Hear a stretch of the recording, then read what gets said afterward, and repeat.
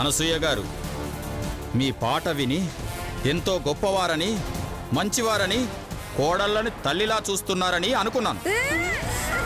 కానీ మీ నిజ స్వరూపమేంటో మీ నోటి నుంచే బయటపడింది. అందుకే ఈ 1 కోటి రూపాయలు మీ కోడలు మధుమతి గారికి ఇస్తున్నాను.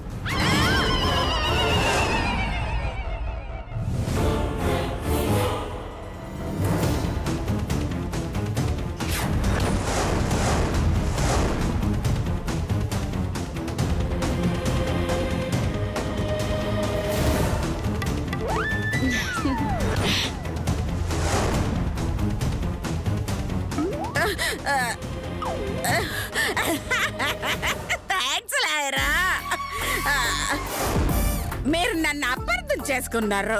నేను మోసగత్తెను, ద్రోహం చేసిన ద్రోహగత్తెను, కన్నింగ్ గత్తెను అనుకోవాలని. ఆ 1 కోటి రూపాయల ప్రైజ్ మనీ నా కోడలికి ఇవ్వాలని నా మీద నేనే నిందలు వేసుకున్నాను. నన్ను నేనే బ్యాడ్ చేసుకున్నాను. నిజమా? అవునండి, లేకపోతే 1 కోటి రూపాయలు పోతాయని తెలిసి కూడా ఎవరైనా తన చెడ్డదని చెప్పుకుంటారా? అమ్మత్తయ్య గారు, సీన్ బలి మార్చేశారుగా. చెప్తా. ఓహో, అర్థమైంది. కోడలి కోసం మీ క్యారెక్టర్నే బ్యాడ్ చేసుకున్నారంటే మీదెంత గొప్ప మనసో మాకు అర్థమవుతోందండి. అందుకే ఈ 1 కోటి రూపాయలు మీకే.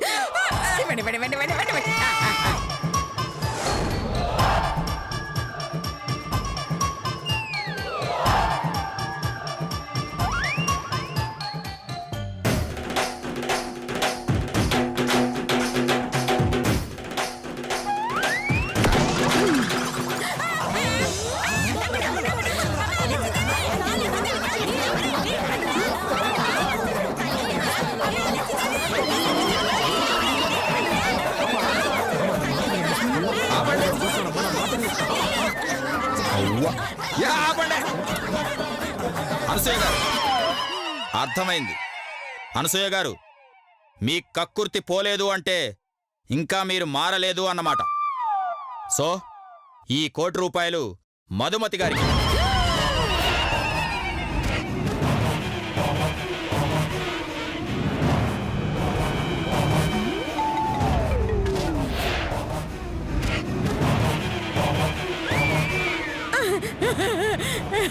ప్రైజ్ ఎవరికొస్తే ఏంటంటే వచ్చింది నా ఇంటి కోడలికే కదా. నా కోడలికొస్తే నా కొడుకు వచ్చినట్టే, నా కొడుకు వస్తే నాకొచ్చినట్టే కదా. ఆ 1 కోటి మాదే. ఓహో, మీరు అలా ఫిక్స్ అయిపోయారా? విశ్వనాథ్ గారు, ఈ 1 కోటి రూపాయల చెక్కుని అనాథాశ్రమానికి డొనేట్ చేస్తున్నానండి, తీసుకోండి. నేను ఒప్పుకోను.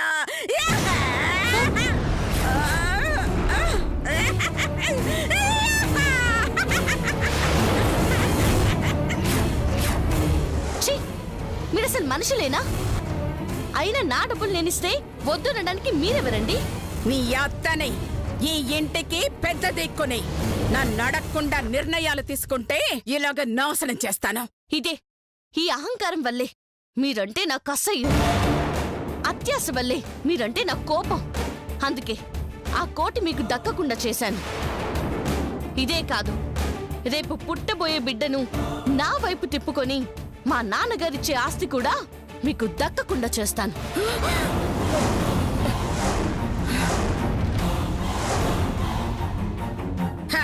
దానికి నీ తాతలు దిగి రావాలే. ఈ 1 కోటి పోయినందుకే నా కడుపు మండిపోతోంది. ఇక ఈ ఆస్తిని ఎలా వదులుకుంటాననుకున్నావు? రేపు పుట్టబోయే నా మనవణ్ణి నా వైపు తిప్పుకుంటాను. ఈ మొత్తం ఆస్తిని నా గుప్పెట్లో అలా పెట్టుకుంటానే. అదే జరిగితే జీవితాంతం మీ కాళ్ళ దగ్గర పడుంటానండి. ఒకవేళ నేను గెలిస్తే జీవితాంతం నీ ముందు ఇలా తల దించుకుని బతుకుతాను. Challenge challenge challenge.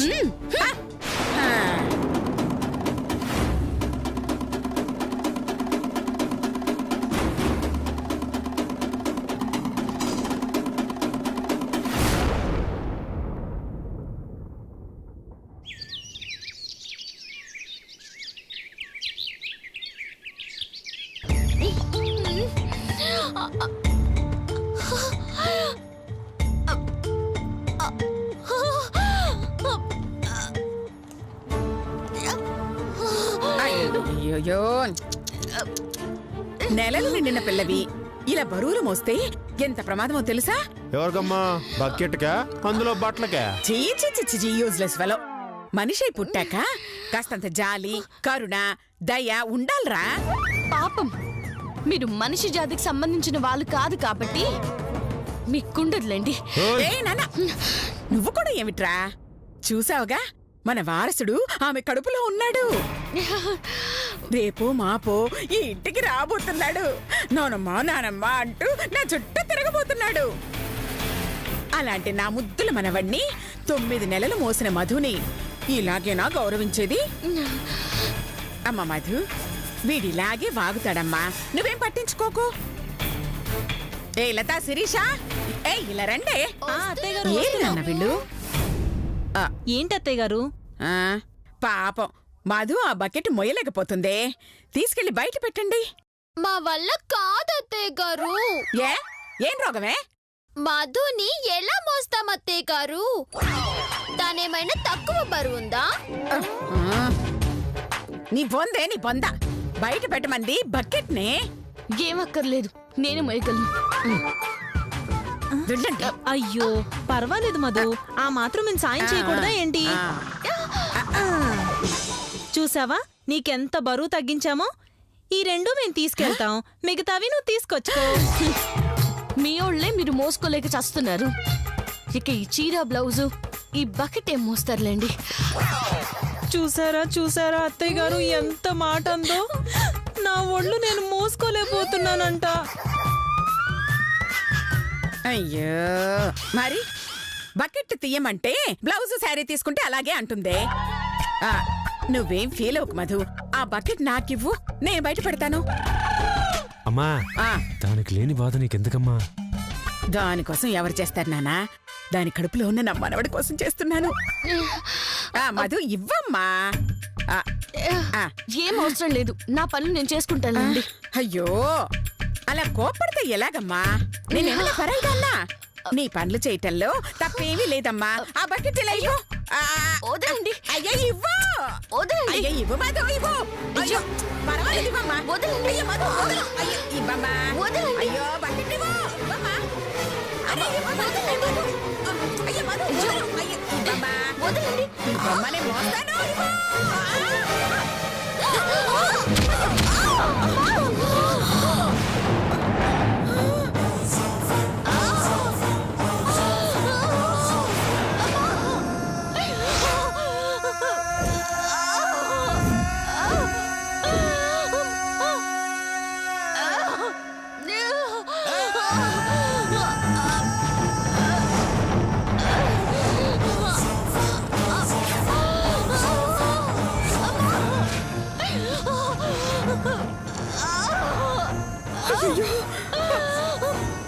మధు, ఏమైంది మధు?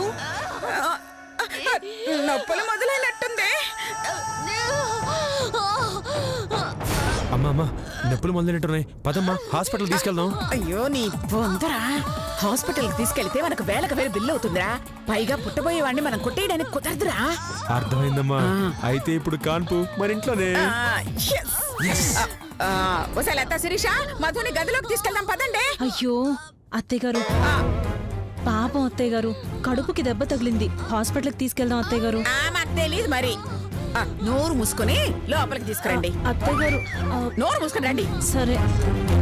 ఆగండి, నేను హాస్పిటల్కి వెళ్తాను. ఎలా వెళ్తావమ్మా? మేము తీసుకెళ్లకుండా ఎలా వెళ్తావు? ఏంటి, నాకింట్లోనే డెలివరీ చేయాలని చూస్తున్నారా? మీ ఆశ నెరవేరదండి. నేను ఖచ్చితంగా హాస్పిటల్కి వెళ్తాను.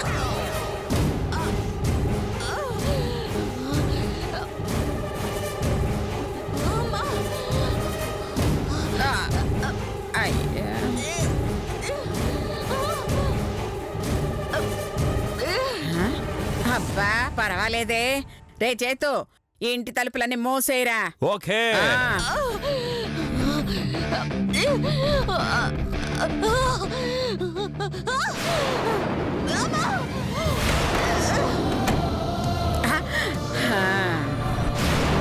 సారీ మధు.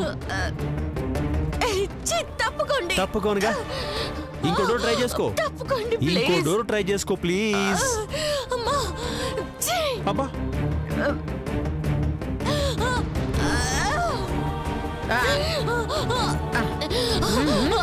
అత్తయ్య గారు ప్లీజ్ అత్తయ్య గారు, చాలా నొప్పిగా ఉందండి, హాస్పిటల్ తీసుకెళ్ళండి ప్లీజ్. అయ్యో మధు, అయ్యయ్యో, నువ్వు హాస్పిటల్కి వెళితే మన ఛాలెంజ్ లో నేను గెలవలేనమ్మా. నువ్వు ఇక్కడే కనాలి, ఆ బిడ్డ నా చేతికి రావాలి. అయ్యో అత్తయ్య గారు.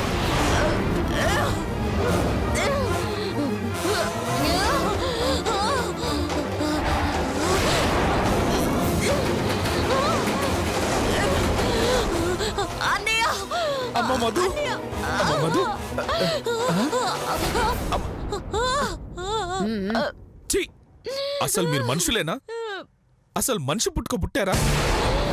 మీలాంటి వాళ్ళని ఏం చేసినా పాపం లేదు. అమ్మ మధు, మనం హాస్పిటల్కి వెళ్దాం. పదమ్మా. బావా ఆగో. ఓరెత్తావంటే నాలుకే కోసేస్తా. అసలు నువ్వు భర్తవేనారా? కొంచెం కూడా మానవత్వం లేదారా? ఛీ! మీ మొక్కలు చూడాలంటేనే అసేమేస్తుంది. ఎవరన్నా దారి కట్టొచ్చారో ఇక్కడే గొయ్యి తీసి పాతేస్తా. రామ్మ మధు.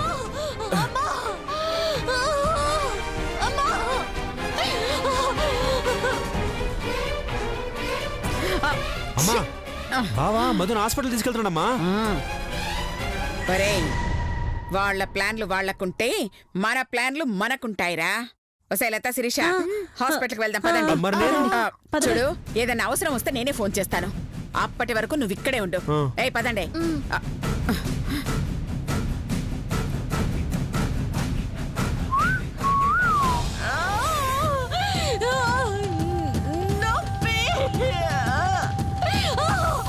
కూర్చుకోమ్మా, హాస్పిటల్కి వచ్చేసి.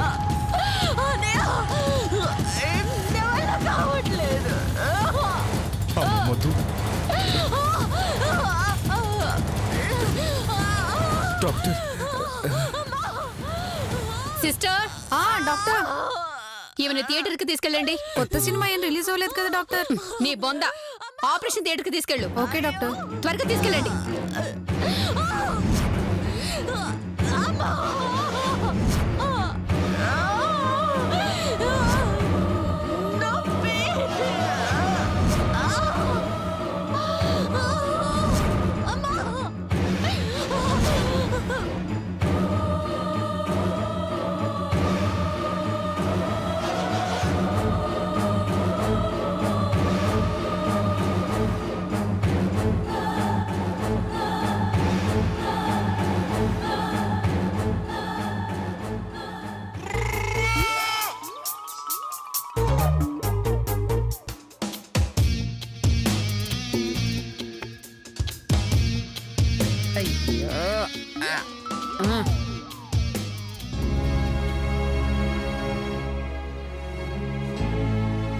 దేవుడా, తల్లి బిడ్డ క్షేమంగా ఉండేటట్టు చూడు తండ్రి.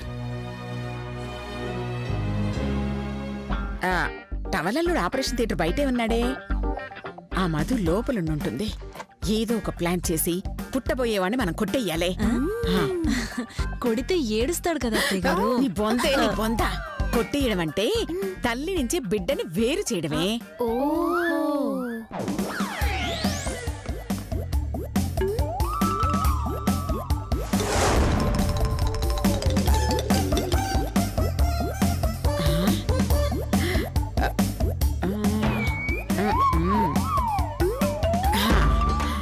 ఒరే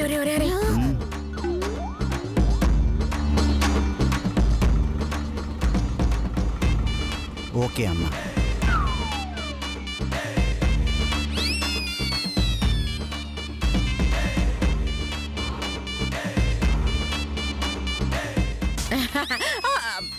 ఏం కావాలండి? వేరు కావాలి. వేరా? అంటే బిడ్డని వేరు చేస్తున్నాం కదా, అందుకని అలా అడిగింది. ఆహా, అసలు బెడ్ ఏంటి వేరేంటి? వాళ్ళిద్దరూ ఎర్రగడ్డ బ్యాచ్లండి. మేము డెలివరీ అమ్మాయి తాలూకా అండి. ఓ, డెలివరీ అమ్మాయా? ఇంతకీ మీరేమవుతారు? నేను కలెక్టర్ అవుతాను. నేను లాయర్ అవుతాను. నేను డాక్టర్ అవుతాను. అయ్యో రాత, నేను అడిగింది దేశాన్ని నాశనం చేయడానికి మీరేమవుతారు అని కాదు, ఆ మధుకి ఏమవుతారు అని.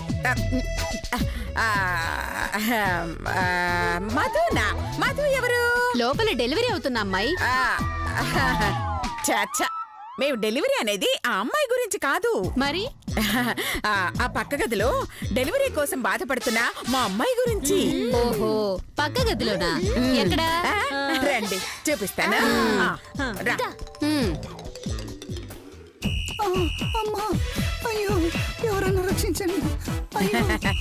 చూసావుగా ఎలా బాధపడుతుందో. కరెక్టే గాని అలా దుప్పటెందుకు కప్పుకున్నట్టు? తనకి డెలివరీ అంటే సిగ్గు నర్సక్క. సిగ్గా? ఆడవాళ్ళ దగ్గర, పైగా హాస్పిటల్లో సిగ్గేంటి? ఉండండి నేను చూస్తాను.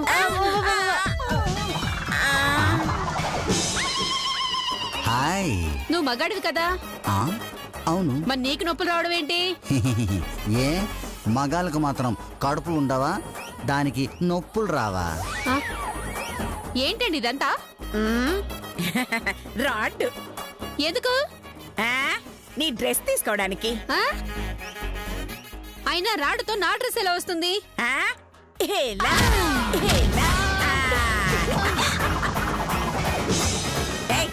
డ్రెస్ ఇప్పండి. బ్రష్ సన్నాసి, డ్రెస్ ఇప్పమన్నది నిన్ను కాదురా, వాళ్ళని. ఇక నువ్వు వెళ్ళొచ్చు. వెళ్ళండి, నేను చూసుకుంటా. వెళ్ళు వెళ్ళు.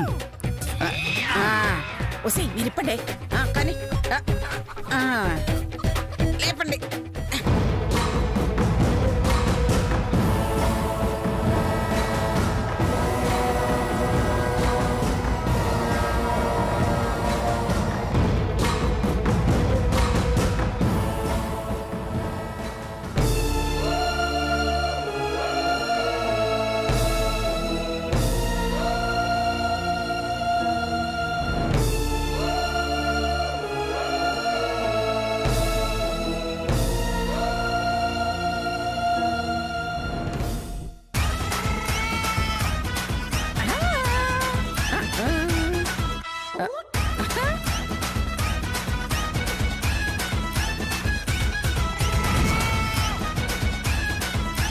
అయ్యో గారు. అమ్మయ్యా, ఈ గెటప్పులో నన్నెవ్వరు గుర్తుపట్టరే. మీరు కూడా నాతో పట్టు రండి. Follow me. పదండి.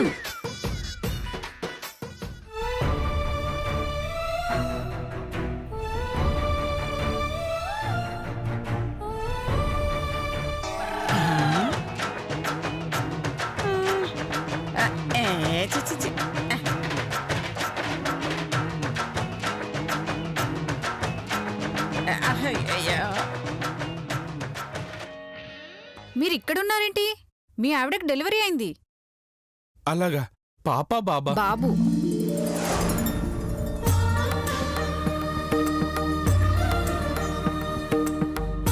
బాబా ఎక్కడున్నారు? ఇప్పుడే రూమ్ కి షిఫ్ట్ చేస్తున్నాం, పదండి. పద.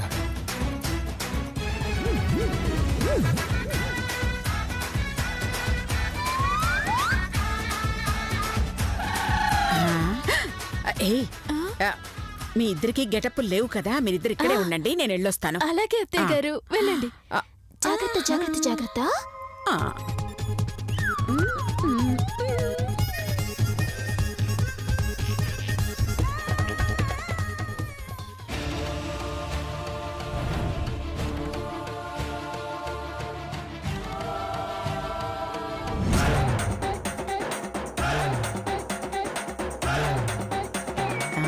సిస్టర్, ఏంటి బ్రదర్?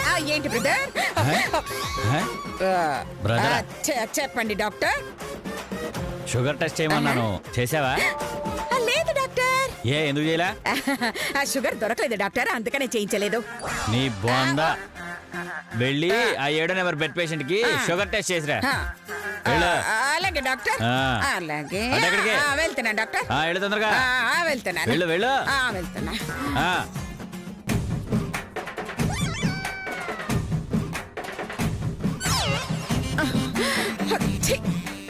సచ్చినోడు ఇప్పుడే రావాలా? ఈ లోపు మధు కాన్పై స్పృహలోకి వస్తే బిడ్డను కుట్టేయడం చాలా కష్టం. ఇంతకీ ఆ 7వ నంబర్ పేషెంట్ ఎక్కడ చచ్చాడు? చూద్దాం. ఇక్కడ 7వ నంబర్ పేషెంట్ ఎవరు? నేనేనమ్మా. షుగర్ టెస్ట్ చేయాల్సింది నీకే కదా? అవునమ్మా. ఓసారి చెయ్యి చాపో.